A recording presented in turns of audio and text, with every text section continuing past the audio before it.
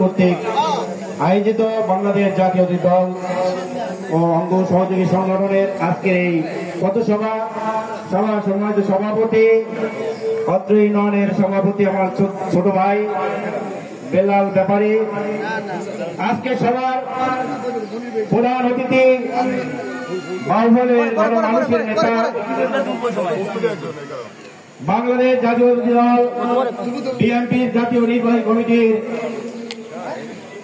সম্মানিত সদস্য সহ দপ্তর সম্পাদক জনাব মনির হোসেন ভাই, আজকে সভায় বিশেষ অতিথি হিসাবে উপস্থিত আছেন বাহুবল উপজেলা বিএনপির আহ্বায়ক জনাব আব্দুল জব্বার মির্জা, পটুয়াখালী থেকে আগত আমাদের পটুয়াখালী পৌরসভার সম্মানিত সভাপতি, সম্মানিত সেক্রেটারি সহ সকল নেতৃবৃন্দ এবং অত্র চন্দ্রদ্বীপ ইউনিয়নের বিভিন্ন ওয়ার্ডের সভাপতি সেক্রেটারি সহ সকল অঙ্গ সংগঠনের নেতৃবৃন্দ, আসসালামু আলাইকুম।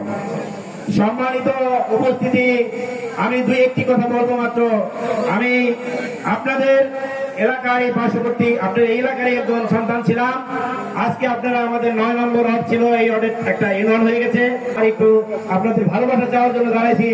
এই মাঠেই 2010 সালের 20 ফেব্রুয়ারি আমি কঠিনভাবে আক্রান্ত হয়েছিলাম, অনেকে জানেন। আমি জীবনে কোন রকম বেঁচে গেছি, আল্লাহ আমাদেরকে বেঁচে রাখছে, আমাকে বাঁচিয়ে রাখছে। এই জন্য আজকে আপনাদের কাছে আমি কৃতজ্ঞতা স্বীকার করি। সেদিন মাত্র দুটি মহিলা আগাই আসছিল আমাকে হেল্প করার জন্য। এই স্কুলের পার্শ্ববর্তী, আমি চিনি না এই মাকে। তো আমি এই চন্দ্রদ্বীপবাসীকে আজকে মনির ভাইয়ের পক্ষ থেকে, ধানের সিংয়ের পক্ষ থেকে আপনাদের জন্য একটি সুসংবাদ।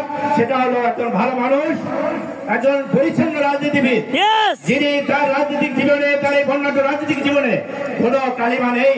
তিনি জাতীয়তাবাদী দল বিএনপি থেকে প্রতিষ্ঠা লগ্ন থেকে এই দল করে আসছেন।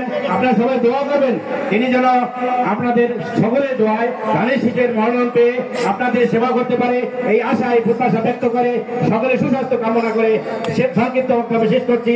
বাংলাদেশ জিন্দাবাদ।